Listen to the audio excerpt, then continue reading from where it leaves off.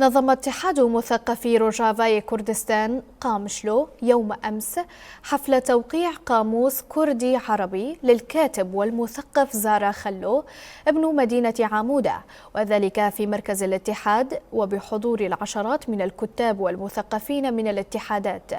بدأ الحفل بالوقوف في دقيقة الصمت، تلاها رحب قادر عقيد باسم اتحاد الكتاب والمثقفين الكرد في روجافاي كردستان وشمال شرق سوريا بجميع الحاضرين والمشاركين بحفل توقيع القاموس. من ثم ألقى الكاتب زارا خلو كلمة أوضح من خلالها مراحل حياته وتطوير ذاته في الكتابة والقراءة، وكيف لعب دوره في المجتمع كشخصية مثقفة. وفي ختام الحفل تم توقيع كتاب القاموس من قبل الكاتب زارا خلو وإهدائها للحاضرين والمشاركين.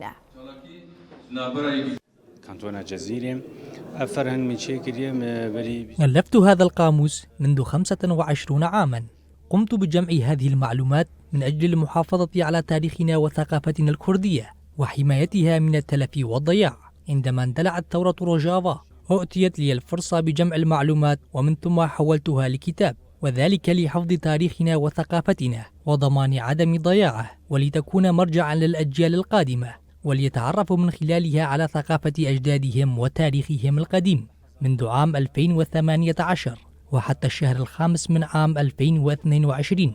قمت بتدوين الجزء الأول من الكتاب.